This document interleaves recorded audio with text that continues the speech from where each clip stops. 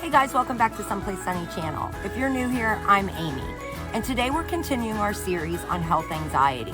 In our first video, we talked about what health anxiety is, its symptoms, and its triggers. If you missed that video, be sure to watch it here. This is going to be video number 2 in a 5-part series on health anxiety. So if this is something that you or someone you know struggles with, please make sure to share, and don't forget to hit the subscribe button so we can all travel this journey of healing together. In the sun, it's already begun. You are my one. With a simple mind, we should find some more time. We don't need to worry at all. Health anxiety often follows a repetitive cycle, and understanding this cycle is the first step to breaking the cycle. So a typical cycle generally starts with you notice something in your body. You notice that your belly hurts or that you have a headache, so simple things. And next, you would start to worry about those symptoms. You worry what they could mean. The anxiety grows, and it leads to one of two things. You could either seek reassurance, for example, Googling symptoms, going to the doctor, or you could avoid it altogether. Those are the two things that generally we do, reassurance or avoidance. So after you seek those things, you might feel a little bit better for a short period of time. But then, once again, the relief is short-lived, and again, the cycle starts all over. You notice something, you think about it, and then you start really digging and delving into what it could be.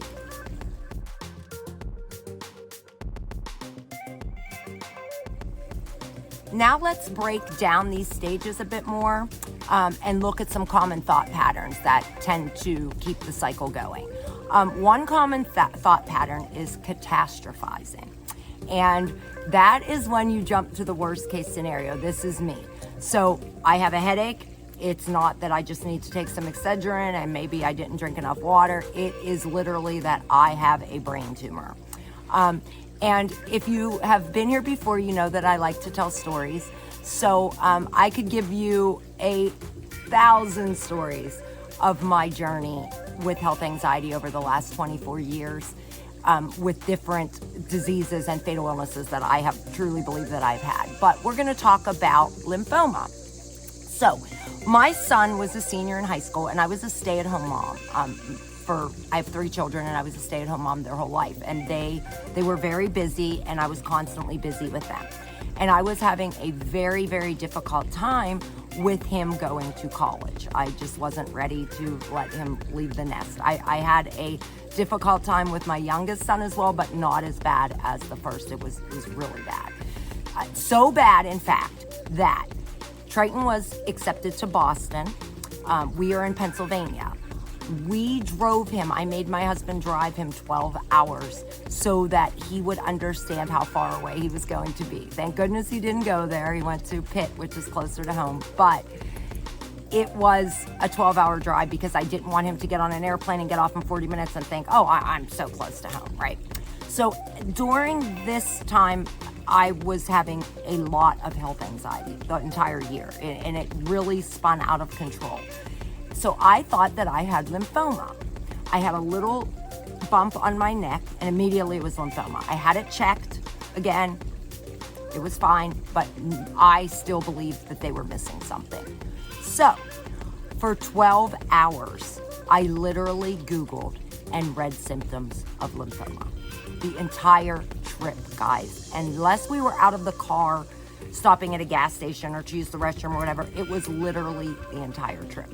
So that is an example of catastrophizing and then taking it that step further with health anxiety and Googling symptoms.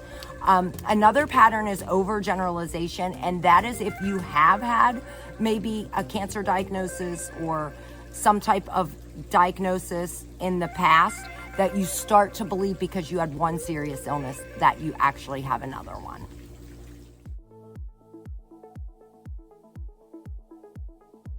So how can we break this cycle? It's tough.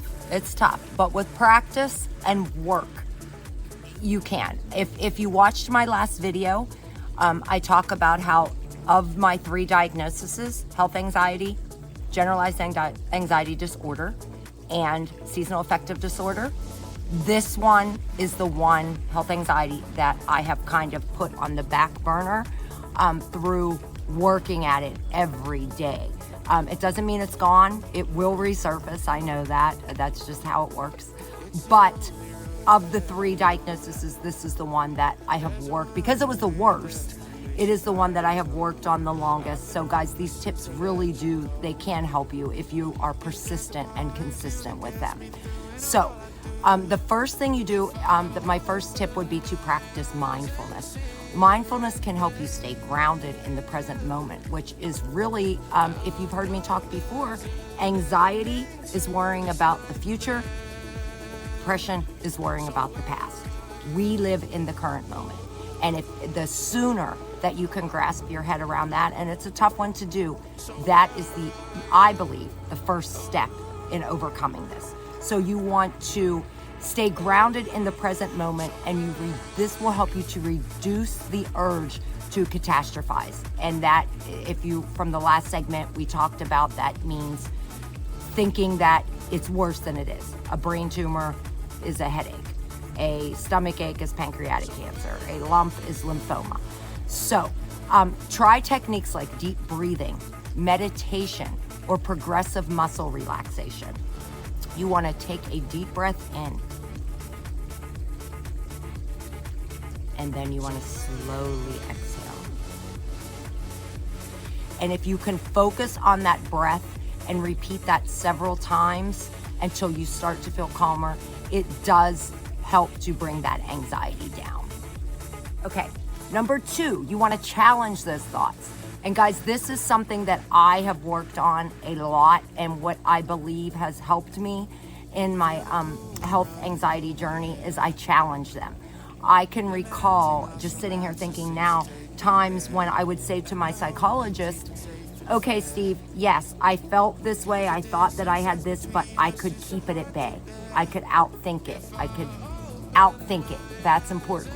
So whenever you catch yourself feeling those thoughts, you want to ask yourself, is this anxiety, or do I really have a brain tumor? Is this based on fact or fear? And then you want to find evidence that contradicts the fact that it's a fact. So you want to find evidence that contradicts that catastrophic thought. For example, whenever I thought I had lymphoma, okay, Amy, and this is what I think to myself. I've been to a doctor. It has been checked. The doctor knows what he's doing. It is not lymphoma, it is anxiety. Same thing with a brain tumor. Same thing with breast cancer. I go to that one a lot because I know people, unfortunately, who have been diagnosed with it. And my thought is, okay, I do not have a history of this. Okay, I've had mammograms. Okay, you just want to contradict that catastrophic thought. And if this isn't seeming to work, what I have found works for me is writing those down. So I write down those thoughts and the evidence that I find that supports them. And it's a powerful way to challenge and change them. I have gotten up in the middle of the night on my phone, and I have notes in my phone that say Steve, who's my psychologist, and I'll write down what I'm feeling and how I reacted to it. Because sometimes you forget them, the next day or a couple days later, or if you are in counseling, I go once a week, you might forget it the following week. So it's very important to write them down, and then you can actually sit and read those and go over them, and sometimes you realize how silly it was whenever it's on paper and you can reflect on them. Third, you want to limit those reassuring behaviors, meaning reducing the amount of time you spend looking up symptoms. And guys, this one is tough. I, again, have spent so many hours wasted doing this because it almost turned into me like an OCD, where I couldn't help myself. I was literally just constantly online Googling and Googling and Googling.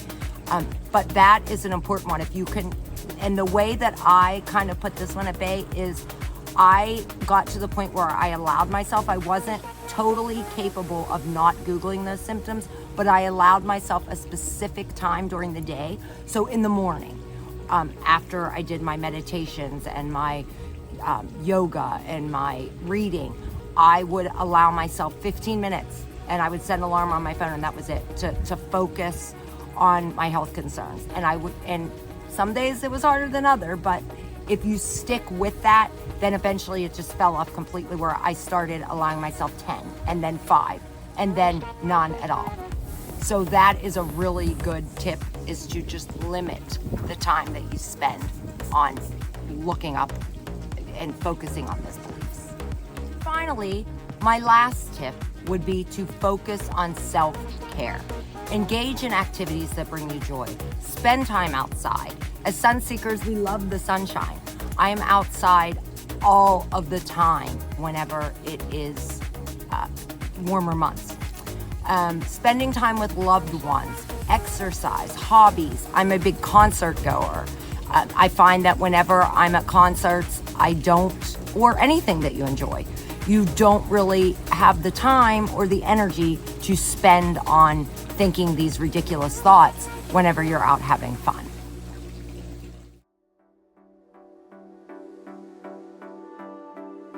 Remember, guys, breaking the cycle of health anxiety takes a lot of time and effort, but with consistency and patience, it can be done. Please make sure that you take small steps every single day and celebrate those victories. Every day, whenever I get through a day without reflecting on something that I think is wrong with me, at the end of the day, I am thankful and grateful for that. And it really does help. And it really can get you through the worst of it. So thank you for sharing some time with me today. And remember, even on your cloudiest days, you want to let that inner sunshine shine through. We all have the strength to do it. And if you haven't been to our website, make sure you check out www.someplacesunny.shop, where we have all the cool attire for sunny days and mental health challenges, and you can wear your story without even saying a word. Today, I have on the Lassoing Sunshine shirt. It's really cool. And guys, our shirts are very high quality. This shirt's probably been washed 50 times, and it gets better with each washing. That they're thick and nice. They're a Comfort Color brand shirt. They're awesome. So this design features, it's more of a Western theme, and it features the girl, the cowgirl, with the kind of boho design, and she's lassoing that sunshine up. I tend to wear this one a lot in the winter months whenever I'm dreaming of the sun. And while you're there, check out the Someplace Sunny Foundation. It is our nonprofit that is attached to the brand that is designed to bring healing and hope to those who suffer the most. We donate 5% of all sales to that foundation, and it's just an inspiring thing. So again, while you're there, also submit your story. It's so important to share our stories, and that's how you can become a member of our Sunseeker tribe. Follow us on Instagram at MySomeplaceSunny and Facebook as well. So until next time, find your someplace sunny. Take yourself there. It is truly where freedom and happiness reside. I'll see you on the next video.